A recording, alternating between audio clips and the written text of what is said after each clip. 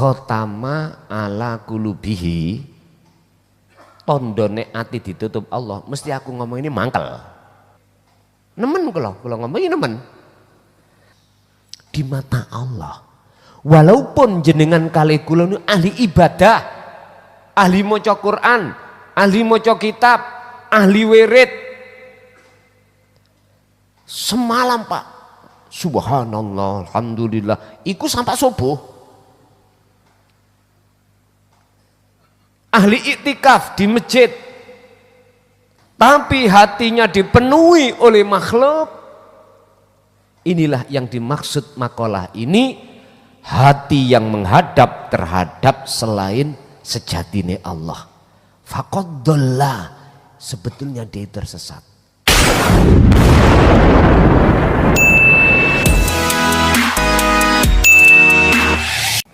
Bismillah, alhamdulillah, la khawla wa la quwwata illa billah. Asyhadu an la ilaha illallah wa asyhadu anna Muhammadan abduhu wa rasuluh. Allahumma salli wa sallim wa barik alaihi wa ala alihi wa ashabihi ajma'in, amma ba'd. Setiap nafas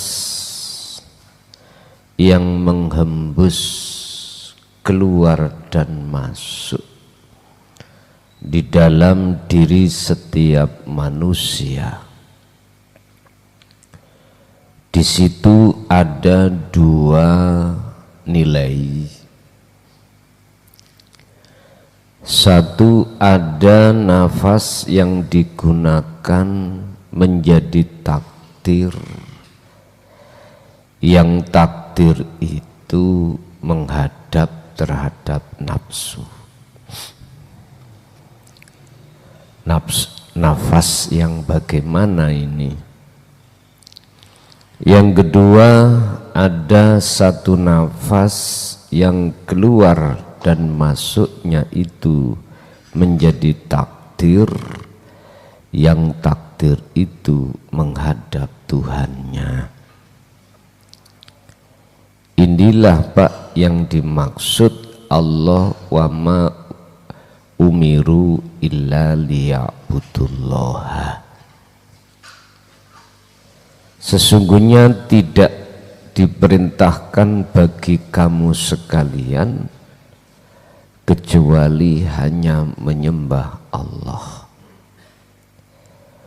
Nafas yang bagaimanakah yang disebut sebagai menyembah terhadap Allah? Hal itu kita bahas dalam kesempatan malam hari ini dengan tema aina ta'khudu kulla nafasin min anfasika. Nafas pada diri setiap manusia itu kau jadikan kemana? Apakah maksiat terhadap Allah berbentuk menghadap terhadap nafsu, ataukah taat terhadap Tuhanmu dengan bentuk menghadap kepada Tuhanmu? Yaqulu khalidawu sapa Allahu Ta'ala fi surati Maryam al-ayah. Wa innallaha lan sak temene Gusti Allah iku Rabbi wa Rabbukum, pangeranku ya pangeranmu, ya fa'budu nyembah sirahu ing Allah. Ai la tamil, ojo nyondongno sira biqalbika kelawan ati sira ilal makhluqati maring pira-pira makhluk. Sesungguhnya Allah iku Tuhanku ya Tuhanmu. Oleh sebab itu sembahlah Dia dan janganlah hatimu condong terhadap makhluk. Ini berkenaan dengan nafas, Pak. Makanya dalam konten lain kami menyarankan mengapa keluar masuk nafasmu itu diperintahkan untuk berzikir, ada di situ. Hadza utawi nyembah atau hatimu selalu lewat nafas berzikir pada Allah. Tentunya Pak, tidak cukup kita mengucap Allah dalam ketika saat nafas keluar masuk, gak cukup. Di dalam hatimu itu ada yang namanya al-fu'ad atau telengi hati, atau iman yang disebut ihsan itu harus kita bangunkan. Berarti bagaimana maksudnya? Ketika hatimu lewat nafas itu selalu berzikir Allah, ihsan itu harus menyertakan, rasa itu harus menyertakan, al-fu'ad itu harus ngiringi hatimu mengucap Allah.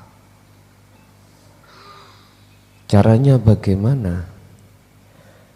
Ya hatimu harus pertama merasa kehadiran wujudnya Allah di dalam napas itu, yang segala-galanya, yang berkuasa. Itulah yang kami sebut sebagai wujudnya Allah. Dan itu yang disebut fa'buduh itu di sini. Disebut menyembah itu di situ. Tidak ada yang menyembah dan yang disembah, maksudnya fa'buduh itu di situ. Jadi tinggal bergeloralah hatimu itu nyata wujudnya Allah. Lah, siapa yang hatinya betul-betul mengistiqomahkan dan menyelalukan lewat nafas berzikir seperti ini, pasti nur ma'rifatiku menyala.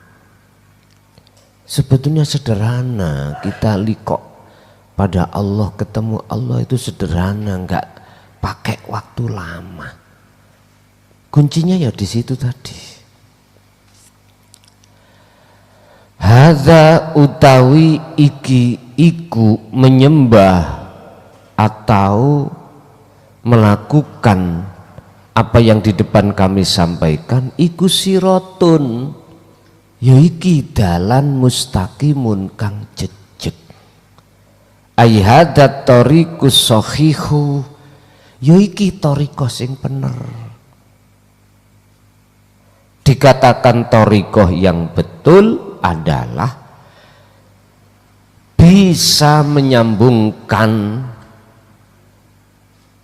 ruhmu itu pada Allah. Ini thariqah yang Rasulullah jalankan. Urusan namanya thariqah tisusiyah, gedangiyah, gelasiyah, monggo. Yang terpenting adalah bisa sambungi ruh datang urip. Inilah yang dimaksud hadza siratum mustaqim ai at-tariqu sahihun. Ya iki thariqah sing sahih, ya seperti dalam bahasa umum inilah yang muktabaroh. yang bisa menghantarkan satu jiwa untuk bertemu Tuhannya. Sekarang nggak usah banyak-banyak kita bicara mana sih thariqah yang muktabaroh. Thariqah yang muktabaroh iku muttasilatun lillahi ta'ala, bukan muttasilatun ilal makhlukoti. Boten. Kebanyakan kan bicara sanad kan mentoknya Kanjeng Nabi, beda sanad. Disebut thariqatun muktabaratun iku muttasilatun ilan Nabi, kebanyakan ngoten. Sanadnya itu sanaduha muttasilatun ilan Nabi, kebanyakan gitu.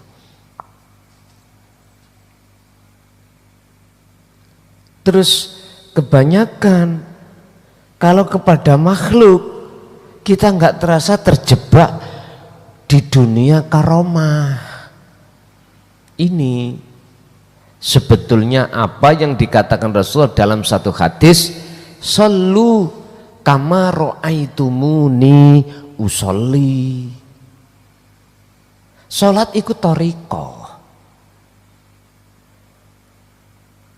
Bersuluklah, kalau saya menerjemahkan hadis ini, kalau bahasa umum sholatlah, bersuluklah wahai si salik seperti bagaimana kau melihat aku suluk.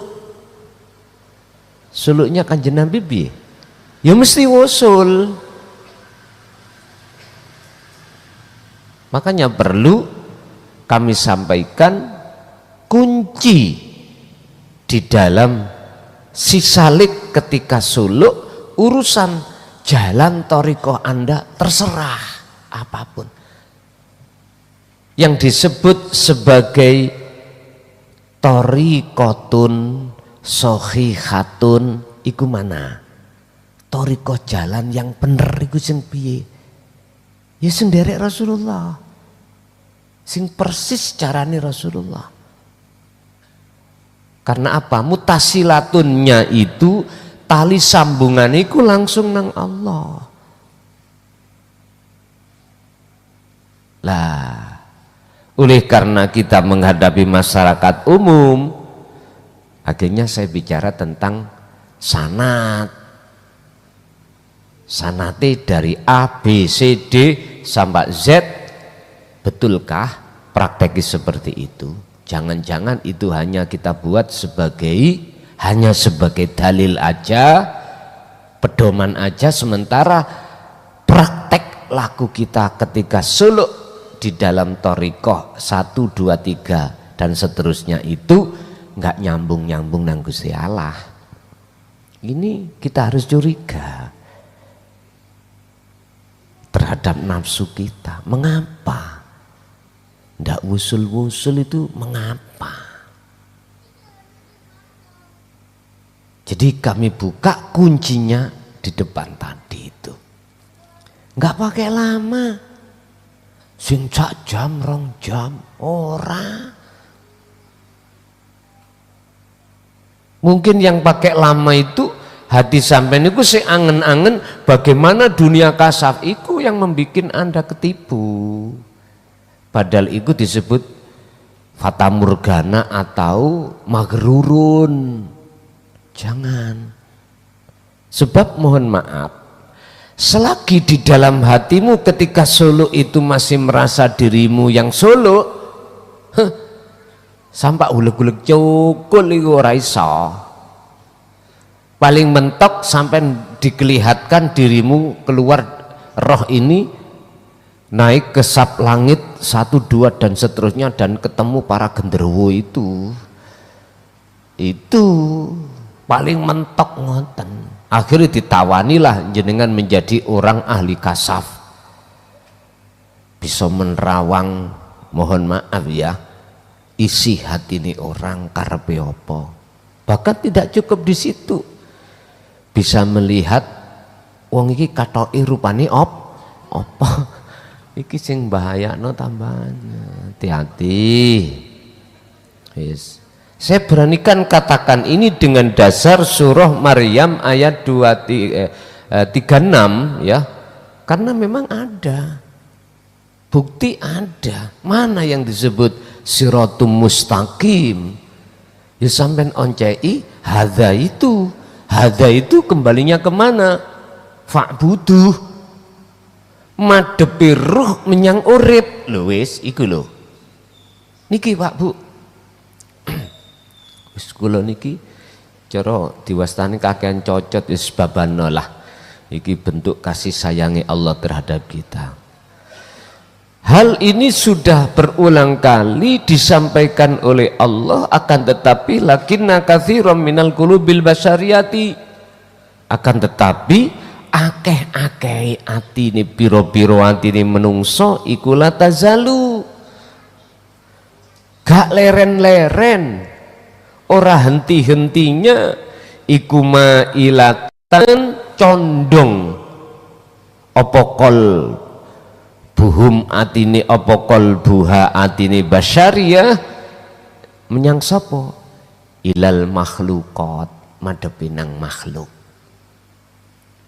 Nek jenengan wis punya karomah iku banggane piye Pak? Orang datang nang sampean, aku mau anu Gus, mau dodolan rumah di Terawang Pak, srek wis diwacakno japat-jabut lek asu. Iya. Lho. Alah gak suwe 7 dina payu. Lho payu tenan Pak. Ngoten niku payu tenan. Yanjene diriadoi macem-macem. Kasafe metu, karomai metu dadi. Wis. Gampang tau golek sandang, golek pangan. Basa wis payu krungu. Ilingo. Ilingo nek mestine 5% nang aku. Dobol ini. Mudah toh Pak? Estu. Dituruti ya nang Allah. Dituruti ngene, dituruti ngono, dituruti nang Gusti Allah. Yes, memang gitulah. Dunia kasaf itu mudah untuk mencari maisatud dunia. Padahal mewai maisatud dunia itu tidak bisa menjadi ukuran. Hati kita nyaman itu raiso. Ukurannya hati yang nyaman itu ketemu Allah. Titik. Kalau ini tetap kau biarkan, apa akibatnya? Fatakunu mengkono opo al akibatu akibate iku antab koyento tetep sopo siro abdan kelawan dadi budak lisahwati maring nafsu. Ya udah, ya iki kita menjadi budaknya hawa nafsu, sehingga tandanya nafas keluar masuk mesti takholi, mesti sini makhluk, ruh iki ngadepnya kepada makhluk, dikatakan begitu. Ya wis terserah. Ya kulu kali dawuh sapa Allah fi suratil Furqan al ayah ayat 43. Ara'aita man ittakhadha ilahahun hawahu. Ara'aita ana to ngerti sira Muhammad man ing wong ittakhadha kang dadekake ngalap sapa man hawahu ing hawa nafsune man, dadekake ilahahun kelawan dadi pangeran. Tahukah kau Muhammad siapa yang menjadikan hawa nafsunya sebagai Tuhan? Ini nggak main-main Pak, ini Pak. Ayat ini memang jarang dibuka di tengah-tengah masyarakat. Walaupun pahit tetap saya katakan. Siapa yang menjadikan nafsu sebagai Tuhannya? Itu tadi kembali ke depan tadi. Merekalah yang setiap napasnya itu dibarengi takdir takholi, dibarengi takdir hatinya itu menghadap makhluk, imannya Contoh, ini termasuk menghadap makhluk. Kita di tengah-tengah ngaji ini dihadapkan Allah, suara yang membisingkan, jatuhnya hujan, air itu makhluk. Ya, hati kita punya iman, hasil suara yang menjadikan bising itu, hati kita beriman terhadap makhluk berupa air.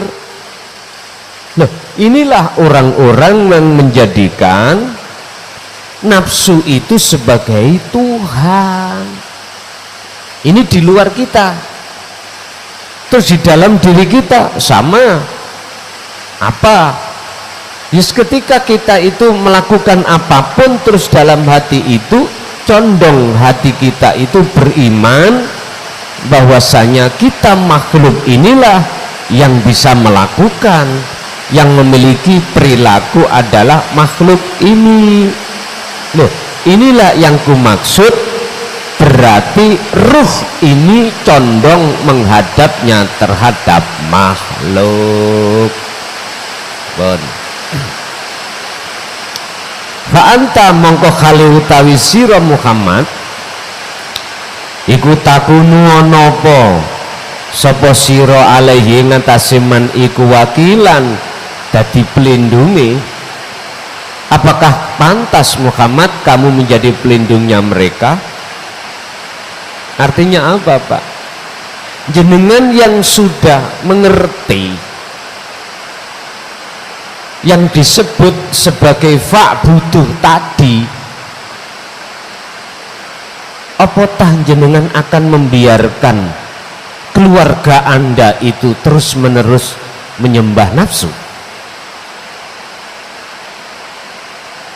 Maksud daripada fa'anta takunu alaihi wakilan itu dikembangkan, apakah kau biarkan mereka itu untuk menyembah nafsu? Tentunya tidak. Tentunya tidak. Karena jenengan tidak pantas dijadikan sebagai penolong, yang penolong itu menolong pada mereka yang tersesat. Maksudnya apa? Sebetulnya yang menolong yang tersesat itu bukan kita makhluk, akan tetapi Allah di dalam diri Anda. Maksudnya di situ. Dalam ayat lain Allah mengatakan, innaka la tahdi man ahbabta walakinallaha yahdi may yasha. Sesungguhnya bukan kamu Muhammad yang bisa memberikan petunjuk sekalipun terhadap orang dekatmu, orang yang kau cintai, akan tetapi yang bisa memberikan petunjuk adalah Allah terhadap hamba yang dikehendaki. Artinya apa, Pak? Walaupun secara dohir koyoke petunjuk itu dari kita sebagai seorang suami kepada istri anak, tapi yang benar sesungguhnya dari Allah.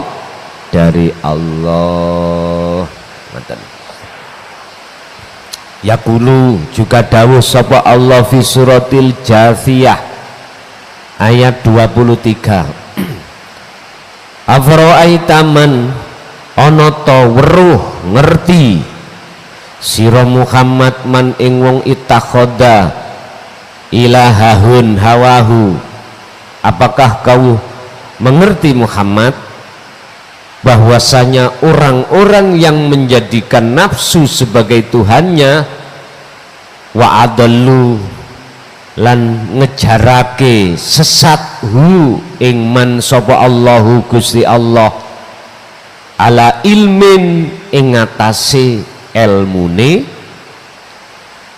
Wis, tahukah kaum Muhammad bahwasanya orang yang menjadikan nafsunya sebagai Tuhan itu dibiarkan Allah tersesat dengan ilmunya? Bentuk ibundi kita merasa alim, Ini Allah biarkan, bahkan Allah tambah itu ilmu biar tambah tebal tutupnya. Kalau melihat seperti ini, koyok-koyoknya percuma kita berilmu lah, gitu dah. Koyok-koyoknya, kayak-kayaknya. Padahal ilmu adalah sebuah alat sebagai awal proses Anda untuk mendapatkan hidayah. Tapi mengapa kok malah dengan ilmu ini kita akan disesatkan Allah? Yahjubuhum bi'ulumihim. Sebab apa Pak? Allah kok dengan ilmunya Allah jadikan sebagai alat untuk menyesatkan kita? Jawabannya sederhana, karena hati kita tidak mau merespon, tidak mau menerima apa yang sudah Rasulullah ajarkan di dalam tentang keesaan Allah. Hanya ini alasannya, cukup sederhana, hanya ini. Mengapa mereka tidak mau menerima ajaran Rasulullah di jalur